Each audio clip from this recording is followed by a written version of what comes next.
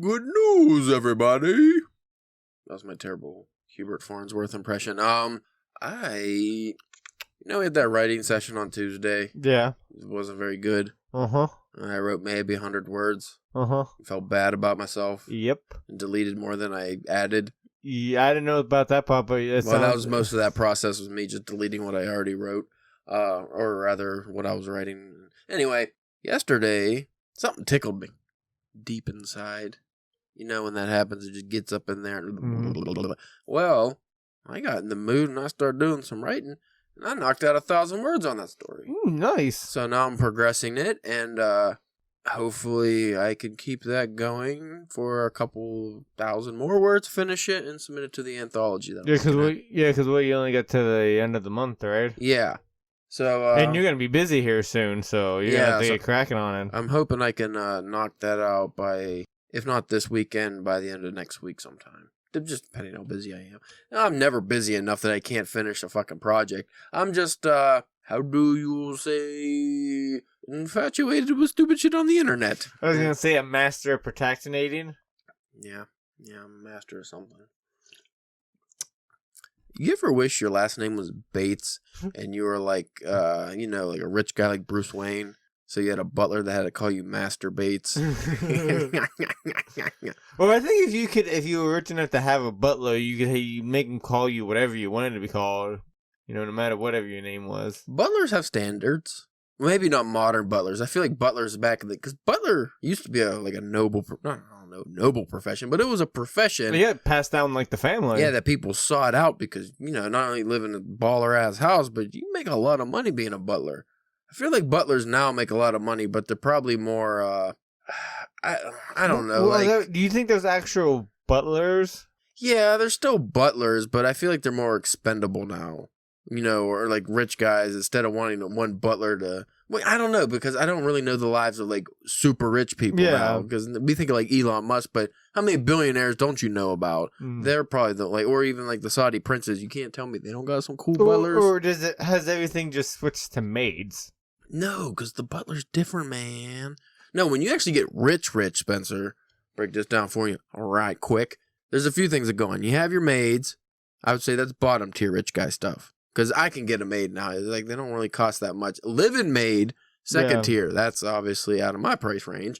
And then there's also maids. Multiple, yes, plural. That's a level there. Third level, chef. Yeah. Or live-in chef. Oh, that's crazy. Now, if you got a live-in chef, well, now you're just at the point where you probably have a whole guest, like a separate house or rooms or a castle. Then butler, I feel, is right up there with nanny. Now there's people, people who aren't super rich that have a nanny, but it's the levels of the nanny. Yeah. If I'm talking about one of those nannies that raised the kid from birth and is pretty much the mom, because the mom's too busy going out having wine spritzers all day. With her fancy rich people at the country club. I don't know why we're talking about that, but that's the levels. And if you get a butler, live-in butler, you're living the life. Well, I always I always thought it was pretty much like RZA in his episodes of Californication, where he was a rich actor, and he always wanted an Alfred, so he got himself an Alfred. That would be cool to have an Alfred. See, the butler's like the father figure, and the nanny is like the mother figure for the neglected children. But I feel like that's more of like a British, like European thing, other than like, that doesn't really happen over here too much. Like, again, depends how rich you are. Anyway, I wanted to bring this up in the cold open because I feel like it wouldn't fill out a whole episode. As you saw, that classic literature group we're in, I asked a question, and it ended up getting like 300-something answers, and everybody's been fucking talking on there, and it started all these debates and discussions. Do you want me to read the whole thing? Because the question's kind of lengthy, or I could just shorten it. That's up to you, dude. You're the one speaking. I'm just going to shorten it here. If you want the whole question, go to. You post it on your personal? No, it's just on the literature group. You'd have to go to Classic Literature Group, Classic Literature Book Club on Facebook. It's probably the biggest classic literature group on there that I found anyway. But the question is, what's your biggest pet peeve when it comes to dealing with literary fans or snobs? And then I elaborated for multiple paragraphs, just different things. But my biggest pet peeve, breaking it down to the bare bones here, is when someone tells you you don't understand a book just because you didn't like it. So for me, Moby Dick, I stated before I didn't like Moby Dick for many reasons, and I stated my reasons, but people kept giving me the you just didn't understand it, or even worse, well, maybe your comprehension isn't that good. You didn't read it right. It's like, no, sometimes you just don't like something. Well, we've talked about this in other different genres of either it be like comic books or movies or modern novels or whatever. It's always gonna be those group of people who are like, if you like something because of this, it's the wrong reasons. If you don't if you like the popular things of a group, you're terrible, you're not an actual fan. But then if you don't like the popular things and likes the other stuff, then you're still terrible and not an actual fan. It just depends on the point of view of the person grilling you. Well, what I've noticed is, as you spoke of genre, if we really extend the genre and go into just different mediums, it's interesting because if you look at classic literature, if you don't like the classics, then that's when people have a problem with you. Well, because I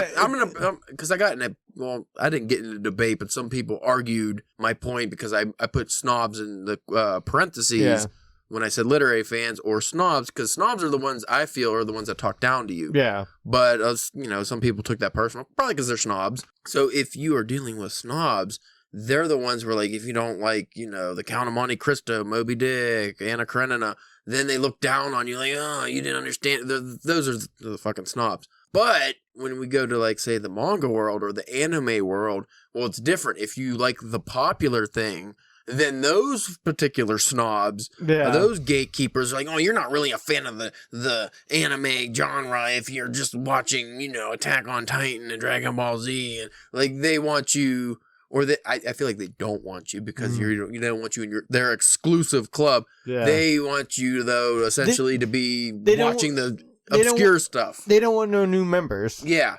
They don't want no new members. Which is dumb. It's like they berate you if you don't watch these obscure animes, but if you do, and especially if you're a female, then they really get on you about, well, what's this and what's that? Like they ask you all these questions, and it's almost like they're challenging you. Because I don't know. I never got the reason behind challenging someone. Well, and that's like what I never got, because like one of the things that I have always enjoyed doing here in the past like decade or so, since like the rise of the Marvel movies, are like, it's my friends or coworkers and being like, so Ant-Man, what the fuck is that about?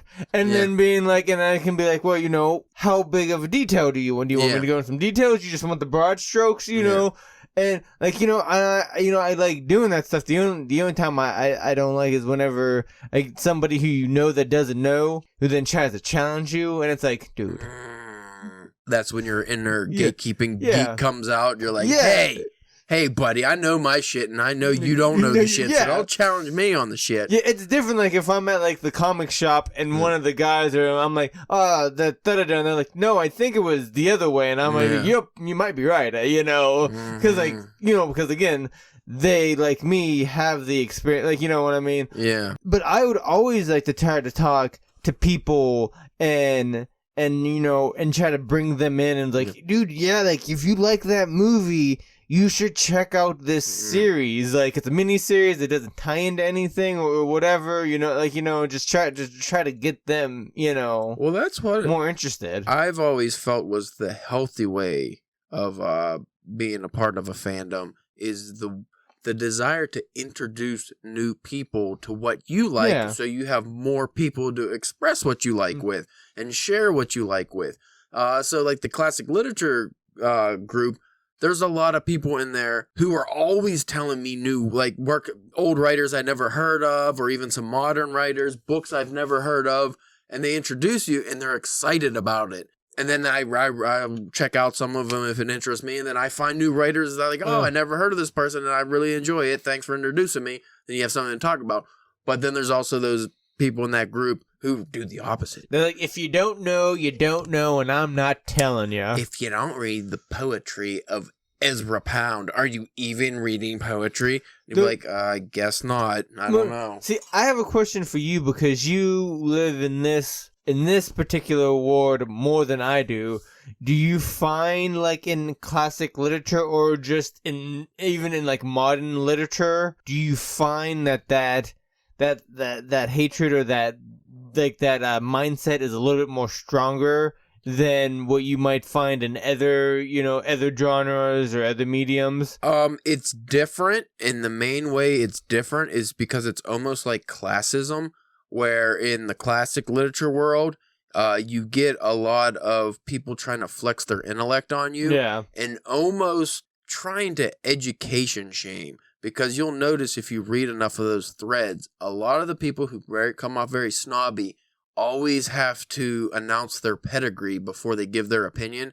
So you'll see a lot of people saying, well, I have a master's in education and I've been a professor in literature for 20 years. Like, so they're always announcing, and those are usually the ones who will go on and challenge whatever your opinion is because you didn't understand something or you didn't get something. And that seems to be, like, in that genre, more prevalent than any other one. So if you're going to, like, manga or something, you're generally not going to see somebody like, well, I actually have a bachelor's in art education, and like, no, nobody cares about that. Though, in, like, say, manga, that's when you get the weebs. You get the whole, well, actually, I've been studying Japanese for the last 6 years, and I believe I know a little more than you about what makes a good anime, because I don't watch dubbed or subbed. Yeah. And you're like, well, I don't give a fuck. You're a nerd. Shut up. Not to nerd shame anybody here, but if you're going that far, if you're shaming others, then I will nerd shame you. Because usually those people are, fedoras and trench coats. The old, I'm made of rubber and you're made of glue defense, you know what I mean? Yeah. They start shaming, bam, no, shame back onto you. Yeah, that's when I just throw bricks. Bricks and rocks. I was going to say Brox, but that's like, could you imagine? You accidentally combined the word, but could you imagine if I threw Brock Lesnar at you? I was just going to say, how many Brocks are you throwing? One Brock. This is Brock Lesnar. That's more than enough. Also, I don't think I could pick that man up. He's very large. Anyway, I guess we can continue this. We're like 15 minutes in. But no, we can continue this for a minute longer. In the comic book world, there is different kinds of shaming. Yeah. And that's where, like I mentioned, the education shaming, and then the manga, you have like the whole fucking Japanese culture shaming thing, which is never done by Japanese people, by the way. It's fucking nerdy white people usually. In the comic book world, you have more of the challenging aspect, the history shaming, the history of comics, where people like to go back and, in Avengers number 12, West Coast Avengers 6, Wonder Man had a boner in page, and then they're like, no, it was actually page 12, not 16. Well, especially too now, because with American comics, there's no clear through line now with any of the characters' histories. Like, it's all muddled. Like, Marvel might have like the cleanest, but that's only just because they started in like the 60s, where DC was in the late 30s. Yeah, so they had to revamp multiple times. Yeah, so it's so then it's like, then there's arguments of what do you consider canon, what's not canon, and it's like, you know what I mean? That actually brings up an interesting topic. A lot of people, which this is a weird one, because anytime you name like, oh, we can have a black Superman, people get super offensive, or like, they get upset. And you get that with almost any character, but Batman, it's a different way, because Batman comes from old money. Yeah. But with the revamping, like, I think we're finally at a time period now where it's like, you could have a black Batman and tell the same story, because, you could have him be, his family be of black wealth from, I don't know, the 70s or 80s or something. Like, it could be more modernized. Well, I'm going to try to paraphrase what I've heard another person said on a podcast, Mark Bernardin he's on Kevin Smith's Fat Man Beyond. Mm-hmm. He's an African-American gentleman, and they've talked about this topic a couple times, because, there's been like talking about like Idris Elba as Batman, and like how cool that would be. Fucking awesome. the thing he brought up was like the wealth. Bruce Wayne, he has like that generational wealth. Yeah. Like that old, like from. Well, that's why they talk about the old money. Yeah, like super old money. And then the connotations that kind of come with that, to where like, yes, now, especially in the past couple of decades, that the African American community have been able to get richer too, with either sports, education, more getting more chances of things like that, but it still hasn't been around long enough to have like that rude. Well, the thing is though, is that generational wealth aspect of Batman's character that important anymore? That's where you get, because of the revamping. It just depends on what story the writer's telling. Yeah. I mean, for instance, when you have some of the original Batman stories from, I would say, the 30s to the 50s, obviously that wealth can probably go back to like England or wherever his family is supposedly from, and hundreds of years. But when you get to modern Batman, well, now you can just say the 1800s or 17. Like, it doesn't have to go back necessarily as far. So that would be something to toy with, but I think we've rambled on too long. We should come up with the topic of the day and talk about that. Do we got him? Yeah, because we had like 2 DBS episodes in a row, and I wanted this to be a real episode that we entered, put between those. Because that last episode was supposed to be about Cyberpunk, and we literally talked about porn for 25 minutes. So I haven't listened back. I don't even know if I can publish that one, honestly. It might be terrible. I've had to do that every once in a while. We'll have episodes. I'm like, this is unpublishable. It is shit. Well, he's like the second half. This whole second. Because I felt like the first half was okay. I don't know. I don't think we gave good just to the book, because we kept interrupting the book reading to talk about porn. No, you were involved. I was involved, but... Anyway, we'll be right back after these messages from our sponsors. Boner pills. Do you need them? I'm asking you, Spencer. You need boner pills? No. You can always use them, though. Yeah, oh yeah. You might not need them. Especially now they got that blue chew. It's like a candy. Yeah. They got them like Flintstones vitamins. Yeah. Just chew them. That's pretty good. Pretty good.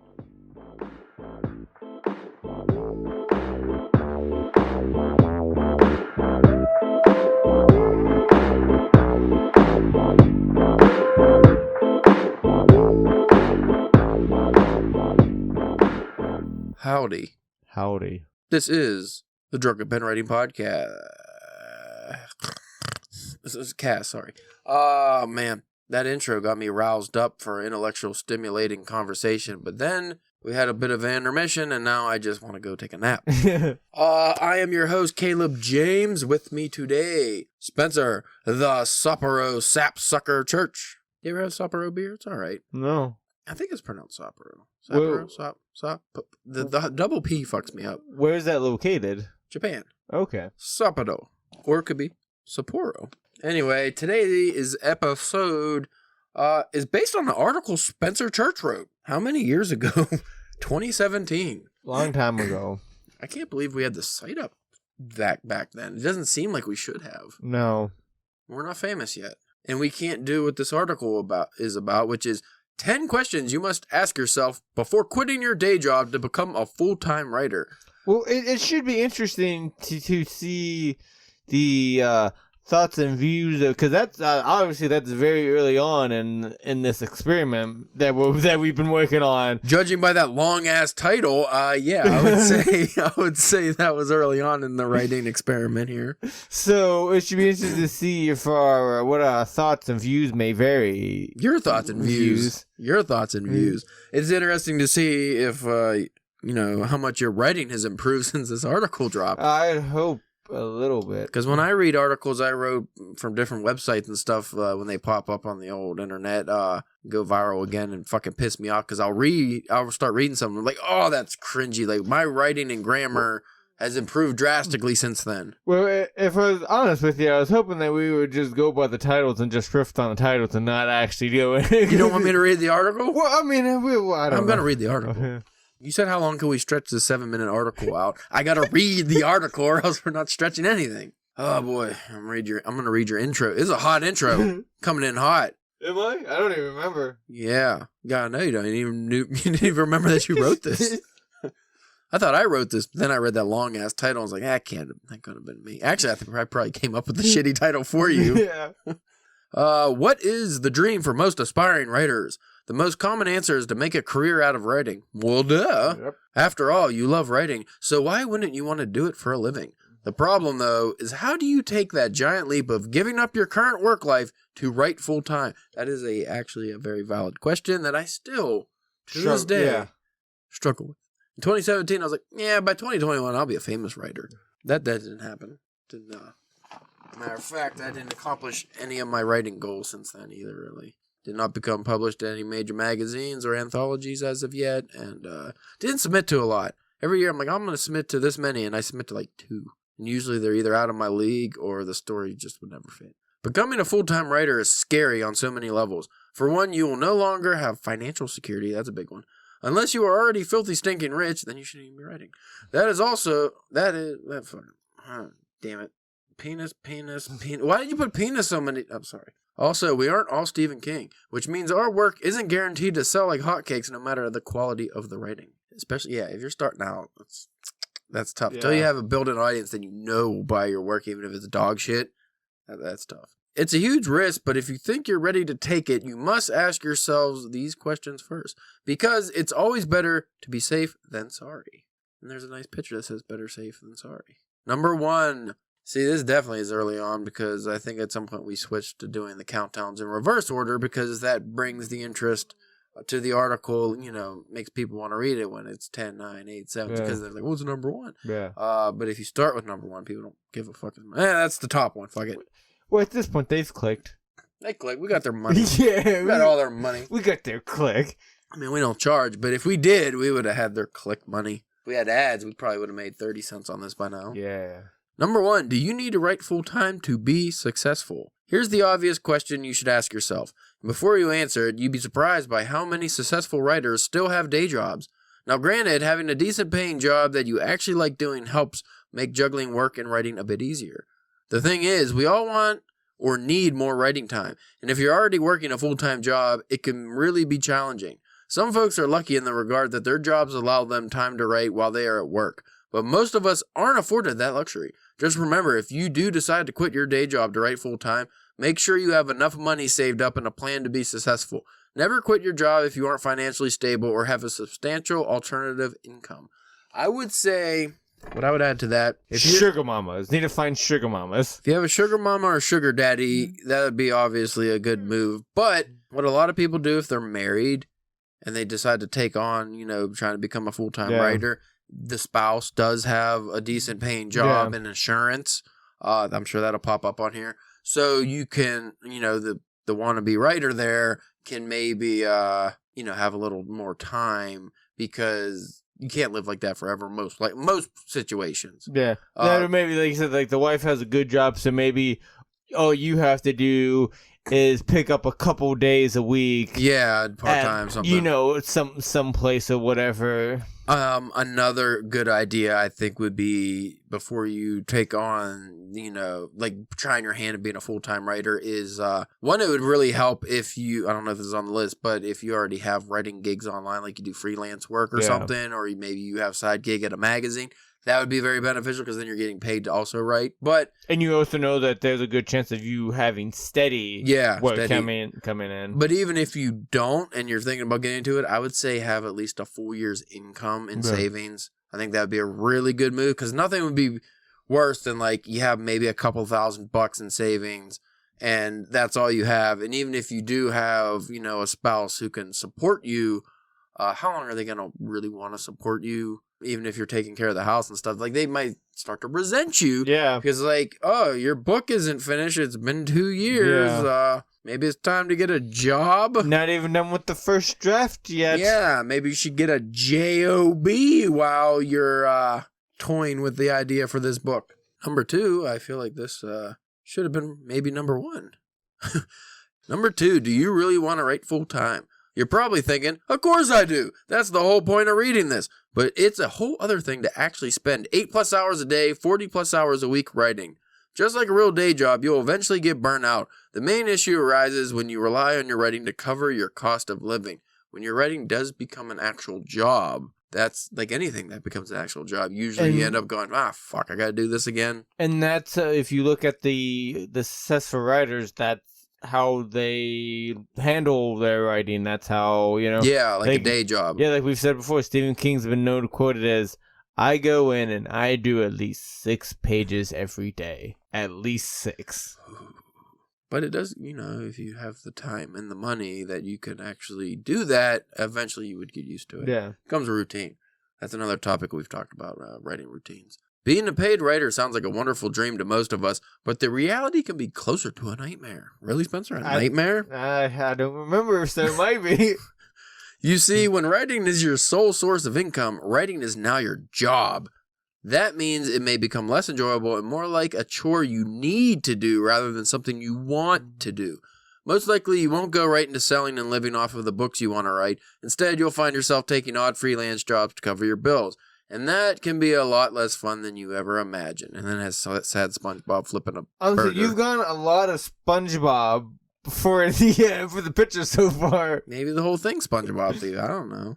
I can tell you from personal experience, from doing a couple years of freelance work, that you get burnt out. Of course, I was writing for the same genre of stuff. I was writing fitness-related things. Yeah. And even when I would do some, like, fictional stuff dealing with fitness, like coming up with motivational stories and stuff, you do get the creativity burnout does happen. So if you're, shopping around a lot of magazines that I see that are looking for freelance work, they're all, like, home, like, parenting stuff or maybe home and garden type of deals. Like, what I would consider super boring topics, or, things like that. And like topics that you'd have to be into and then just happen to be able to write about those topics. Yeah. Like, even worse, the most common things that are available for freelance writers are legal writing,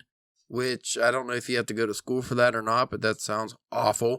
And corporate writing, where you come up with either like you write emails or just fucking boring shit. Like, think about corporate stuff. Like even if you get a job doing, corporate pamphlets or anything like that, like it's all boring. It's all terrible. You have to write the sexual harassment pamphlets they hand out. Yeah, like if it's a freelance gig, it's very rare that it's going to be a fun freelance gig. And if it's a fun freelance gig, which I've worked some of those, they pay dog shit. Yeah, bottom of the barrel. You're not making nothing. You're lucky if you're getting $15 an article. So that's the kind of thing. Because think about how long it takes to write a quality article. Now, I've worked for some sites where they don't care. They just want you to shit out articles. So then you're like, no, fuck it. I get $15 no matter what. 500 words of garbage, 600, 800 words of garbage. And then you can, you build up your money from that. But at the same time, now you're not going to build a following. Yeah. I was hoping to build at least somewhat of a following doing that, but I just get hate mail from those, so it didn't work. Because times changed since I was writing those raunchy fitness humor things. Now everybody, fat acceptance movement and different gender stuff, like people just didn't work out. Number 3, how is your cash flow? Wait a minute, before I even read this. We already pretty much covered that one. Yeah, about, I think so. You want to have some savings and, if you can, obviously money coming in. Make sure you don't get in over your head, obviously. Yeah, you don't want to get into debt or anything. I would go into full-time writing like I just got fired from my job and now I have no income. That's how I would think of it. So you want to have, like I said before, savings. And if I got fired from my job right now, I'd probably immediately start doing freelance work and just trying to get side money. Like, because just imagine, like, what's the percentage of, like, homeless people in California you think that were, like, screenwriters or, like that, any kind of that novelist, anything. Or at least aspiring creatives of sorts, actors, novelists, things like that. Yeah, there's definitely a good chunk. Number 4, are you ready to play the long game? Ooh, the long game. Are you absolutely sure you're ready for this? Because chances are it's going to take a while for you to find any real success. At least in the novel writing world. Remember, most overnight success stories take years to happen, which is why so many authors take on side freelance gigs to make some extra dough. If you become not necessarily a more well-known writer, but say you do get some short stories published and maybe a novel or two that sells, it just sells. It doesn't have to be good sell. It's on there, it's online somewhere.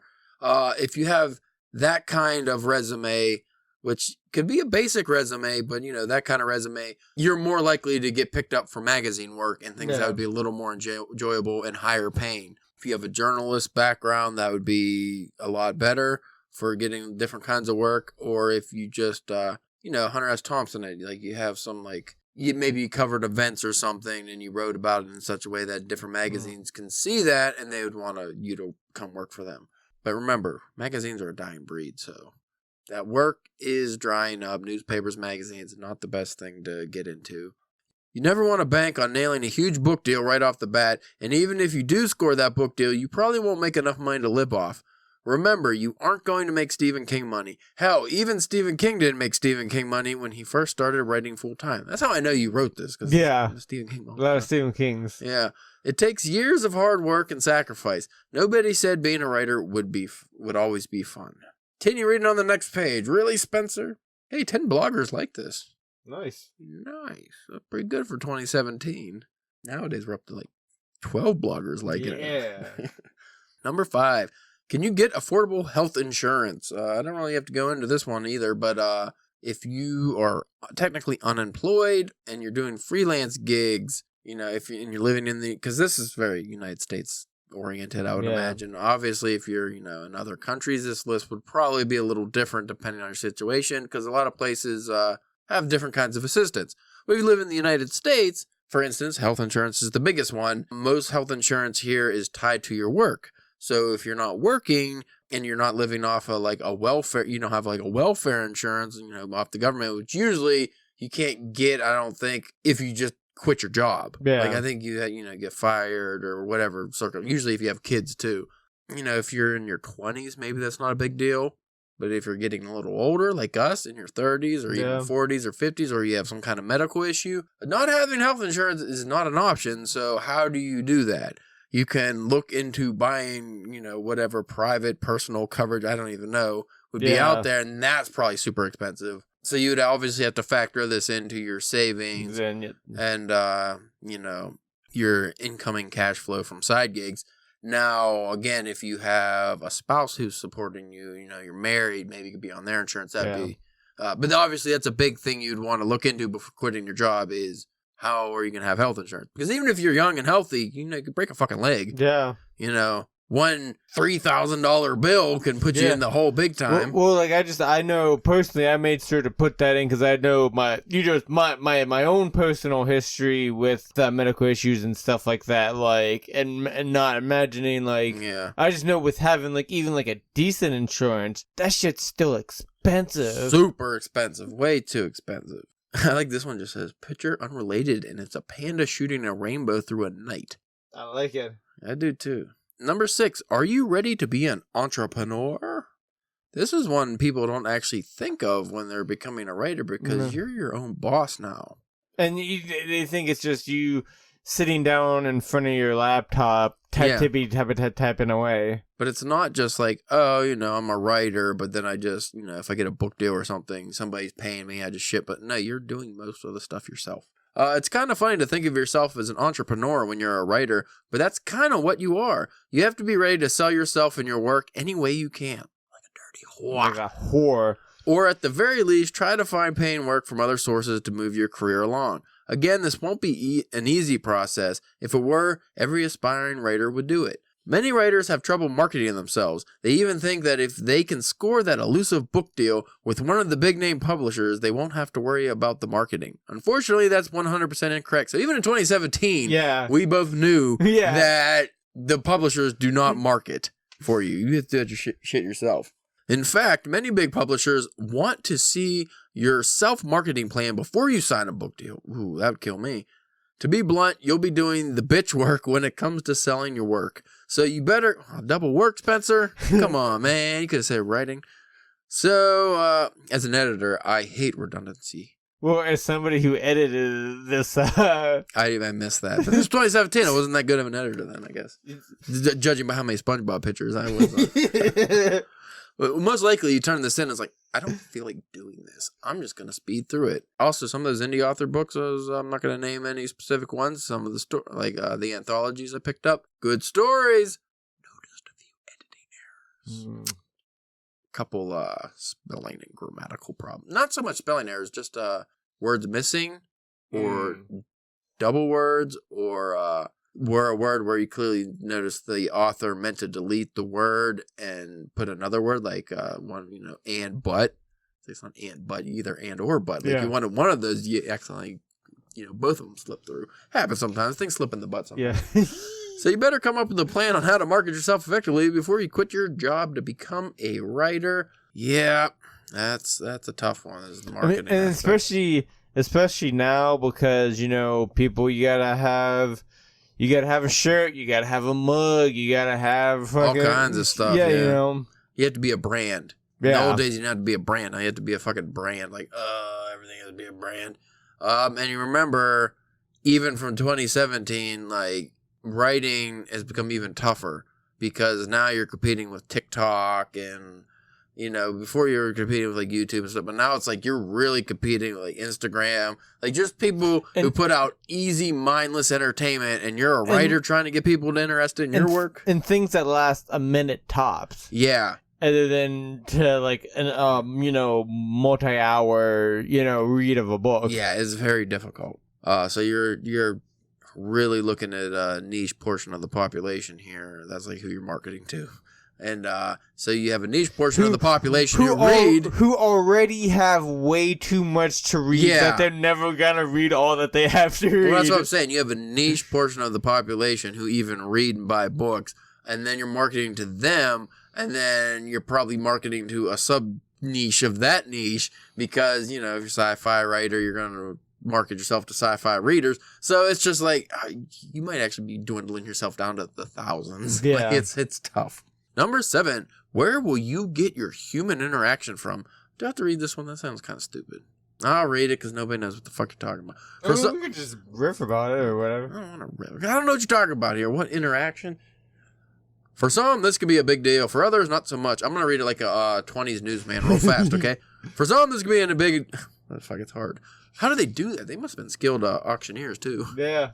For some, this could be a big deal. For others, not so much. But on average, we all need some kind of human interaction to keep us sane. This interaction usually comes from your day job. I'm sure you never really thought about this being an issue, but many of us get most of our personal interaction from work.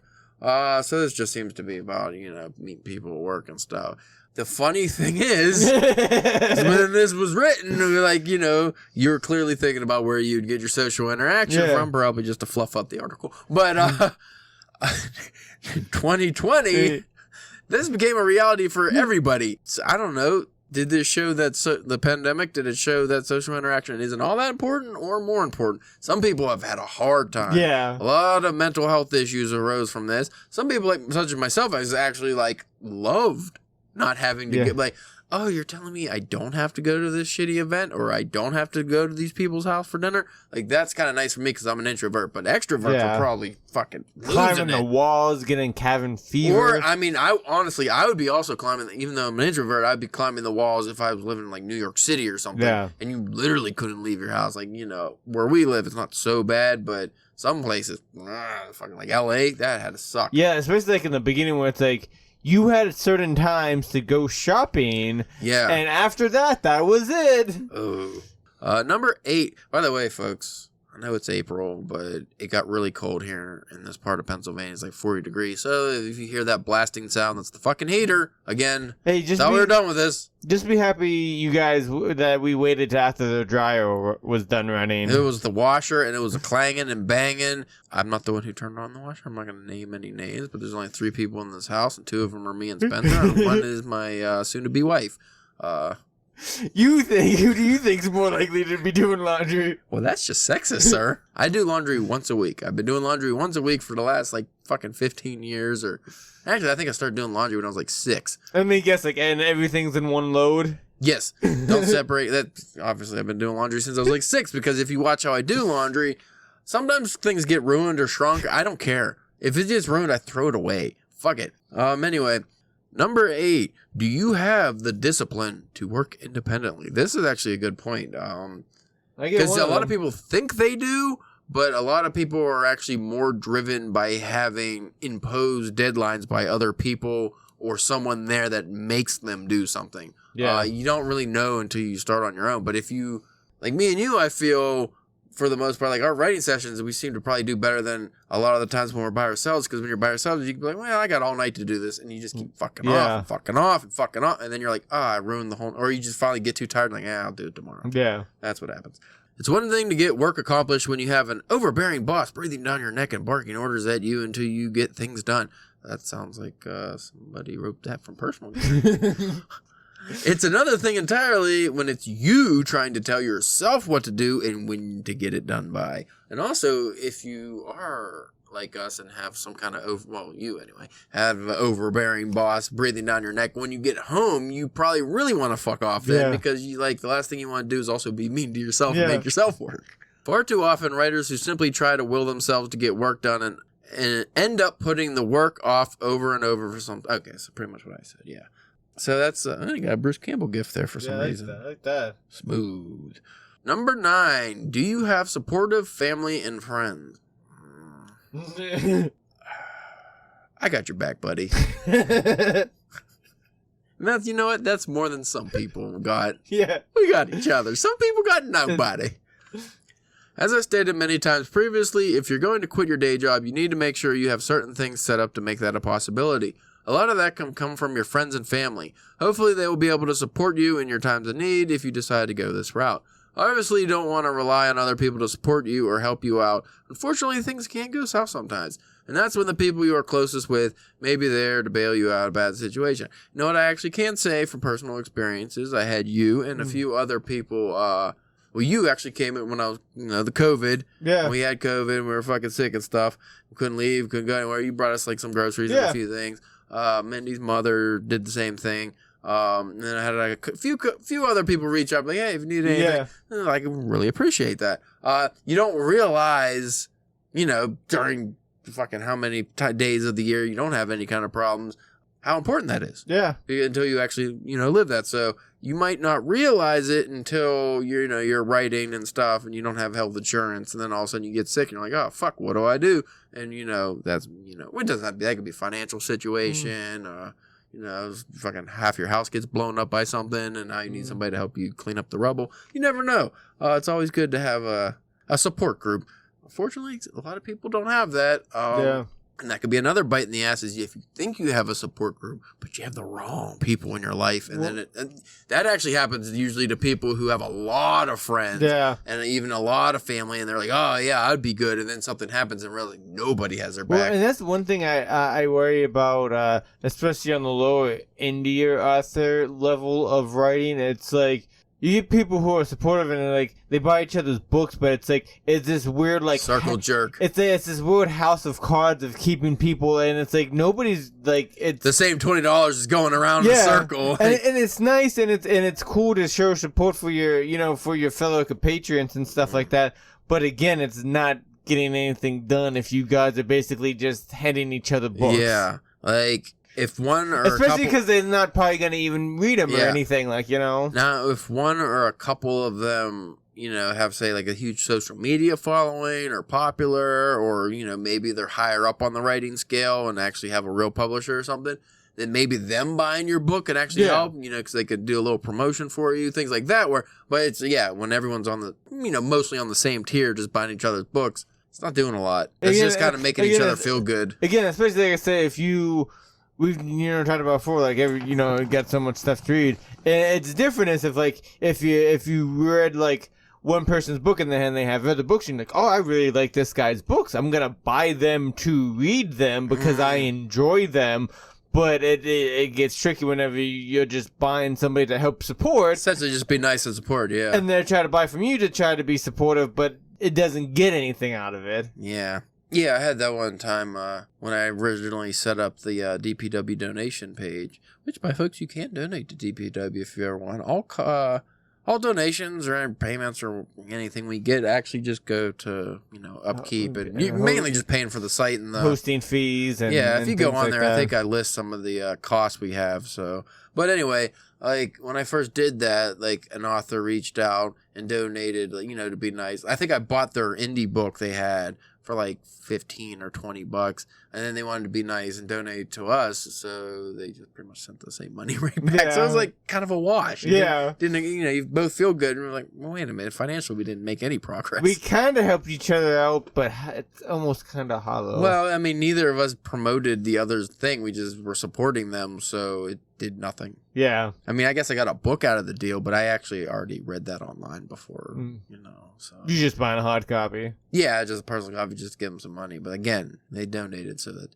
Which To be appreciated. fair, I bought the book first, not knowing they were going to donate, so Yeah. I was just thinking I was supporting them. But then, they obviously felt a little, I don't know, felt bad, just felt obligated, who knows? Maybe just want to be nice too. Uh-oh, I skipped some shit. Emo Tobey Maguire, I like that. I hope that's the if they do bring him back in the next Spider-Man, that's the Tobey Maguire. I hope so. Yeah, folks who don't know what we're talking about, you have to go look at the article. It's on our website, drunkenpenwriting.com. 10 questions you must ask yourself before quitting your day job. If you just go on our search bar and type 10 questions you must ask, it'll come up, or should come up rather.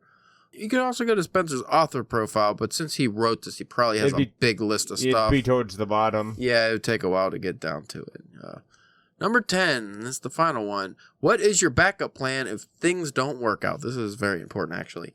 Now, I don't want to be that guy, but if you do decide to quit your day job, you must have some kind of backup plan. We already went over the need for having money saved up in case things don't go as planned, but it doesn't hurt to have a possible regular job lined up just in case you find things aren't working out well at all. This isn't saying things won't work out for you. It's just wise to have a backup plan on the off chance you find yourself in an unsatisfactory situation. Do you really type in unsatisfactory? That doesn't seem like a word you use. That seems like a word I added. Maybe that's a high possibility. But you also got to remember a lot of these early articles I did on my phone through the voice. So yeah, that would help, I guess. Because unsatisfactory. I don't even use that word. And it has situation behind it. It's I lost where I was reading there, but you get the gist of it. Again, if you want to do it the smart way, have money saved up. Make sure you know your health care situation. And I would say like whether it could be the job you quit. If, before you quit, be like, hey, if things don't work out or something in the future, would I be able to come back? Like, that's a good thing to establish. Yeah, just don't go, how high and be like, fuck you, fuck you. No, just be like, hey guys, I want to put my 2 weeks notice in. I got this thing I want to try to do. Be very professional with how you do it, even if it's not that great of a job, just so you could maybe come back.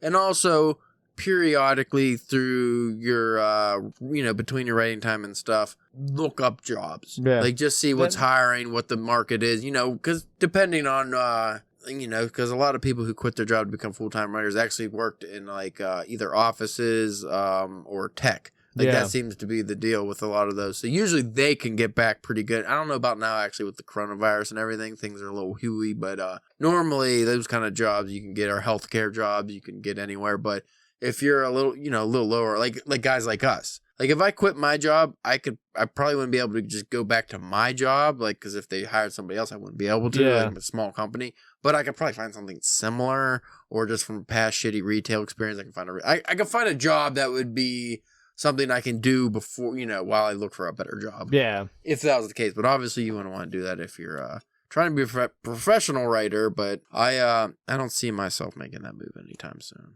Like, cause the way I am too, even if I Stephen King'd it and wrote my first novel and it became a hit and I got a big chunk, like $100,000 or something for it, I would probably still work my full-time job. Yeah.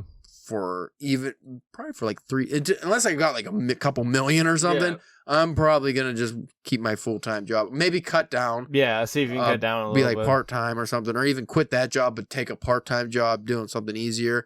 I would probably do that while writing. I don't think I could ever see myself, short of being famous, ever just writing and not having a job of any kind. I would prefer to be like a Nicholas Obregon, who can just, get some money writing for magazines here and there, or blogs, or whatever. I don't know, whatever the fuck he does right now. He's a busy man. Yeah. He had a book deal and stuff too, but that helps. Or our buddy Ben Cross over there being an archaeologist, obviously he is good to go. Yeah, I'd have to assume that they pay semi-decent. Especially the stuff he's doing, yeah. And he had no mention of ever quitting that job. He probably loves it, so. Well, I mean, obviously that job had an influence on the stories that he wrote. Yeah. So, which we gotta check, see if his book is finally available to get again. Yeah, I gotta do that because I want to get we said on the episode, I want to get the print edition. Yeah. Because I already have the book, the e-version. But I want the print one. Also, I want to support him too. Like we talked about, I actually want to buy it because he just sent me the free copy. Well, whatever his publisher copy is. But I would prefer to have like a physical copy just because that's the way I am. Like these indie books, I could have bought these all, either got them for free or $1. I was like, no, I'm going to buy the physical copies because I'm a gentleman. Yeah. If I got the funds and the means to do it, I'm going to do it. And especially for books like these aren't like big door stopper, taking up a whole bunch of room. Exactly. No Jerusalem. No Jerusalem. Fucking Jerusalem. Shut up, Spencer. I'm bringing that up because I keep getting it. I started reading another chapter. Here's my problem with Jerusalem. Quick breakdown says I don't know when Ashley's ever going to get back to reading it so we can do an official IRC. So you're going to be my rant face. I'm going to rant in your face about it. All right. I got, I'll do it for 2 minutes. Might not even take that long. I really like the book sometimes. Yeah. I'm only like 130 or 50 or something pages in. So you got like 1,000, couple hundred more? Well, yeah, I got over 1,000 more, but I'm also technically like 1,000 pages in because of how fucking long these pages are and the writing and the small font. And I probably read 3 novels just reading this one. See, my problem is some chapters are really good. Because every chapter is a different person he's introducing and different time period. So you might be in the 1800s. You might be in modern time. You don't know. And it just bounces back and forth. There's no like the last chapter, it was about this old guy walking through the town. I'm like, oh, that's kind of boring. And then he does some weird shenanigans. And you're like, okay. And then he ends up having sex with a lady back in time. And you're like, oh, wait a minute. This dude is a ghost and he's stuck in a loop. He made himself he can leave the loop, but he just chooses to be in the loop. Same with the lady.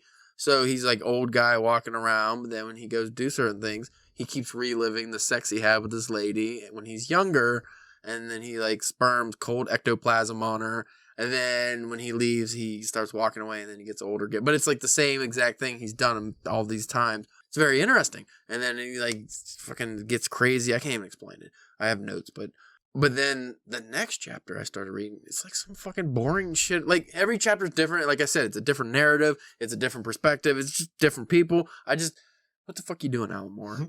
God damn it. It's not this. It's like every chapter is just a fucking different story in the same place, but a different time. I'm like, oh God, is this going to get better? I don't know. Anyway, check out IRC number whatever if we ever release it.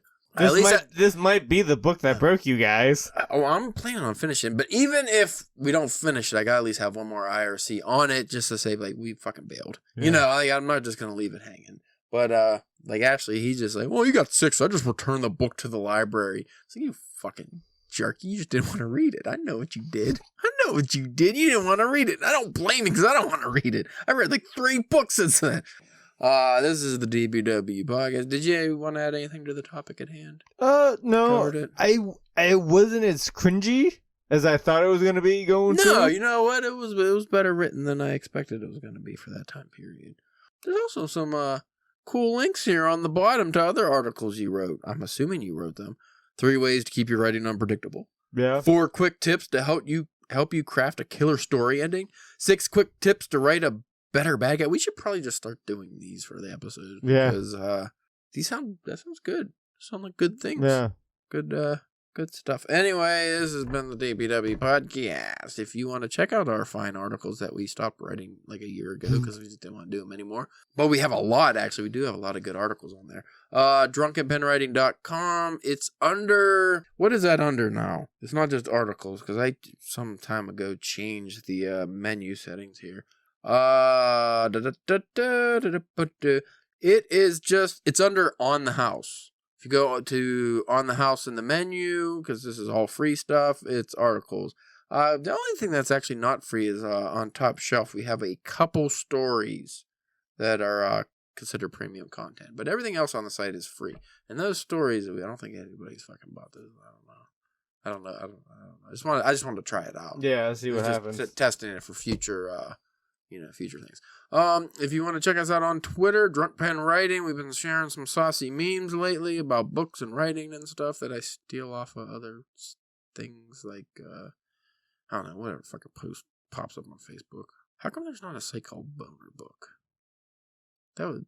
Have you looked? If it's not, I'm going to buy the domain and have Boner Book, but it's not going to have any sexual connotation at all. So it'll be very confusing. It'll be like a thing about llamas or something. It'll be like a place where people who enjoy llamas can get together and chat about it. Why would it be called Boner Book? Just because I would like to do that. You could go on Facebook at Drunken Pen Writing and Instagram. What's the name? Drunken Pen Writing? Something like that. Correct? Yeah. I think that's the name. Anymore. Should have just made everything DPW so I don't have to always say the fucking 3-word title. Again, we weren't so good with the titles back then. Now we got Space War Stories, so we're fucking tops. Yeah, we're tops now. We know what we're doing boy. now. We cracked the code. Listen to the title episode if you want to know how we cracked the code on the titles. Space War Story. Fuck, I forgot. I wanted to do the last story. I got enthused about my actual story I'm working on, so I kind of blew off your That's editing understandable. story, but I'll get to it. Maybe this weekend. Everything's this weekend. That's my problem also. I always get to the weekends like, oh, you know what? The weekend, free, man. I'll do everything on the weekend. I'm going to do all the stuff on the weekend. I'm going to sleep until 3 o'clock and go, fuck. on the weekend. Wake up in a drunken daze like, what did I do? Oh, I watched shitty horror movies all night. Anyway, folks, thank you for listening. Bye. See you later.